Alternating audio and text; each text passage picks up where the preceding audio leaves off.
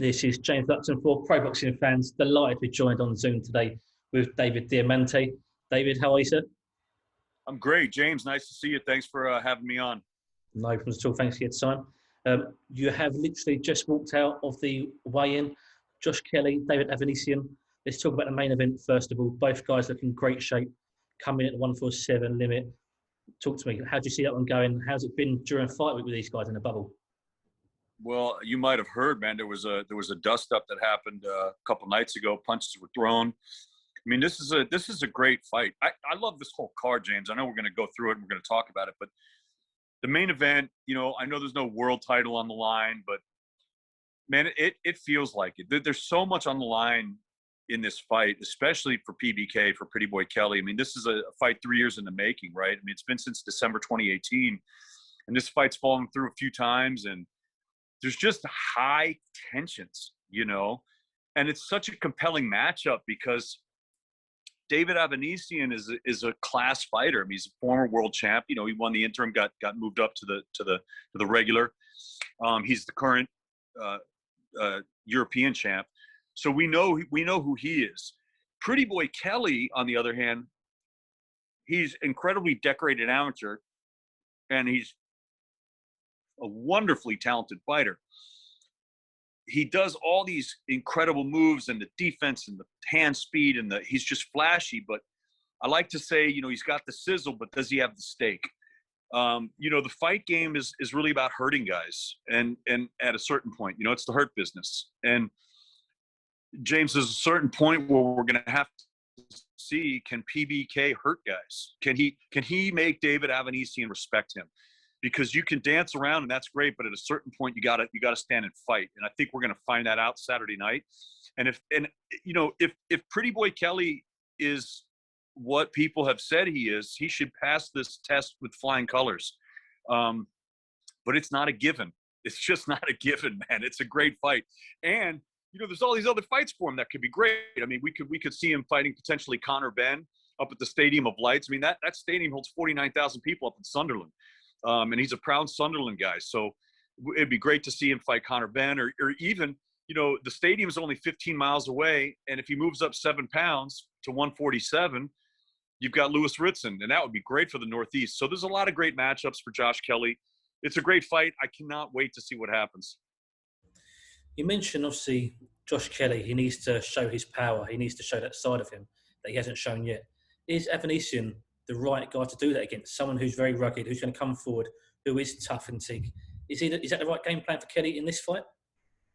Well, I mean, I think he's the perfect opponent for it because these are the tight. Listen, my friend, in the pro game, the screws tighten. Every fight, James, it gets tighter. Doesn't get easier. Righty tighty, lefty loosey. It goes right. It doesn't go left. It tightens. The opponents get harder. So there's a certain point where you're going to have to sink or swim. You can only take guys so far in matchmaking. And at a certain point, it's time for them to graduate. And if you want to talk about European and world level, you're going to be fighting monsters. These are mean guys. They'll eat your shots and they'll come back twice as hard. So you got to be a mean MF also. And that's what we need to see out of Josh.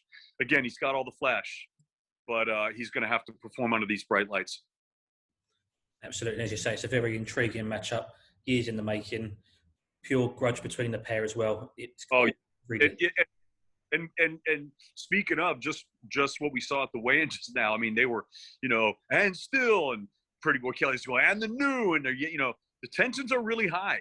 And I will say this, a lot of times you see the guys that seem really kind of shook sometimes aren't the ones that, Avanesyan is calm. He's a very calm fighter. It's like he's almost like, oh, is there a fight this weekend? He's just doing his thing. His team is a little bit hyped up, but David Avanesyan is very, very calm. But PBK is really, really, he's wired for this, man. And his team is wired for this. It's a great fight, man. I can't wait. Absolutely. Let's come down the cards. I want to talk about Robbie Davies Jr. and Jordan Gill. They're fighting a couple of Mexicans after last weekend. We're not quite over it yet. Josh Warrington, Mauricio Lara. The shock there from the Mexican they shipped in. How tough a fight is this for these guys this weekend? Well, I think the sleeper on the card. So first of all, you're referencing the Mauricio Lara fight last week, the Bronco, when he beat Josh Warrington, and stylistically, it just wasn't a great style for Josh Warrington. I mean, we've seen Josh. Josh has said it himself. He's not the most talented fighter out there, but he's got the will, he's got the heart, and he has the output. He's a very he throws a lot of punches. But this guy Bronco, I mean, his plan was just to eat shots and land his, and that's what he did. And it wasn't a great opponent for Warrington, and he exposed him. So, obviously Josh got injured in the fight. He broke his jaw, he perforated his eardrum, he hurt his shoulder. So we wish Josh the best going forward as far as getting healthy and also his comeback. There's a street cleaner going by him. Sorry about that. It's a little loud, but it's what it is. Hope you guys can hear me. But you can't lump all Mexican fighters together. But of course, there's a tendency to do just that. But what we can say, so first of all, I think a sleeper on the card this weekend is the Robbie Davies Jr. fight. I'm telling you this, Robbie Davies Jr. is in for a fight. Gabriel Goyas Valenzuela is a tough customer. The guy, there's a lot of stuff about him. He hasn't lost a fight for a long time, first of all. He lost a couple fights early in his career. He had a very short amateur career, but he had like 84 fights and didn't lose one of them. He's not training exactly with Canelo, but he's kind of with that promotional banner. They're going for the IBF Intercontinental Championship.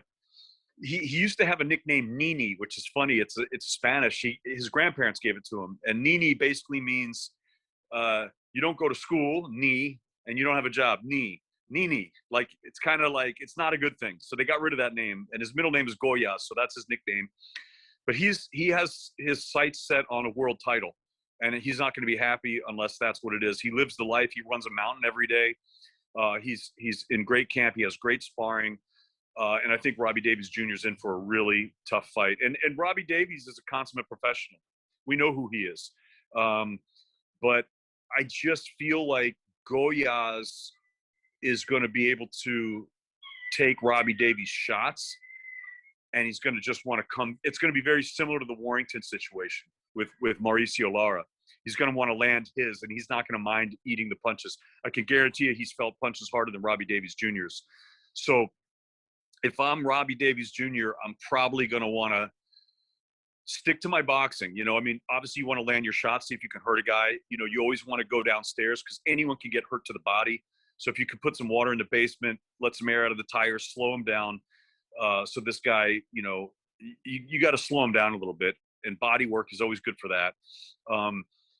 So we'll see. We'll see what happens. It's a great fight. I think it's kind of the sleeper on the card. Absolutely. And everybody's excited as well. Florian Marku, Rylan Charlton. Again, another little rivalry that's been bubbling for a little while. Both guys look good in the scales. Charlton surprised me a little bit light, 144, I think he came in at. How'd you see that one going? Yeah, this is an interesting fight. I mean, I love it.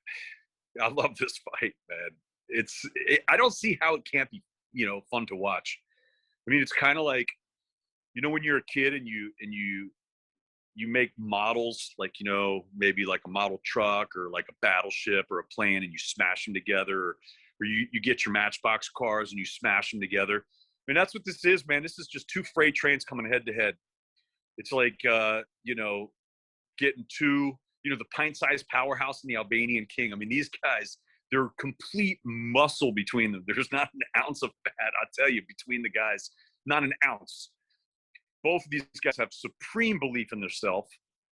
They're both undefeated, so it's a nix-and-nil fight. Someone's nil is gonna go. And Marku, obviously, he had that showing. He didn't look so great in his last fight, but that can happen to anyone, really. I'm not going to make an excuse for him. I'm really not. But I was talking yesterday with his trainer and with his manager, and Clifton Mitchell and Sam Jones. I was talking with them, and they really believe in the guy.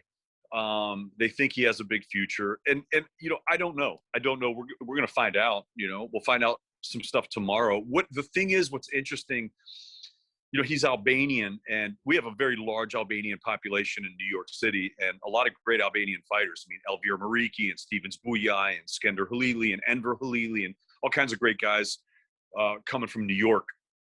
But those guys are proud, man, and they're fighters. They're fighters. Yeah, they can box, but they want to fight. They're proud. And even though I think Florian Marku has some skills to box, I don't know if he's going to. And I think that's what's going to make this a fun fight. Like, I kind of believe that this is going to be two guys walking into the center of the ring, getting into a phone booth and just banging it out.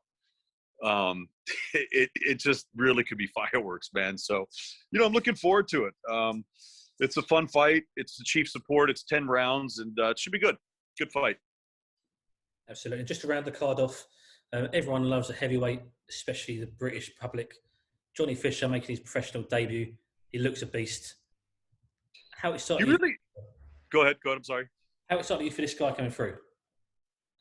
Well, I like Johnny Fisher a lot, man. He's a really earnest guy. He comes from a fighting background. His dad, his grandfather, his great-grandfather, even his great-great-grandfather. So fighting's in his blood, and he's known as the Romford Bull because he's born and raised in Romford, at least so he claims. But his family bloodline goes back to East London. And, we all know there's a fighting tradition from East London. So he really has it in his blood. And he's just one of those guys. He's like a really gifted athlete. And he was boxing for a while. And then he didn't have a very big amateur career. I don't know if he took it too seriously. And he went to rugby. He did that for a couple of years, and he just couldn't get the boxing out of his head. He just stick with it, like us. We're all bitten by the bug, and we can't get rid of it. And that was him also. So he came back to it, and he's been having some great sparring. With Joe Joyce and all kinds of other guys. And he went out to Vegas out there. He was kind of his prime sparring partner for the Dubois fight.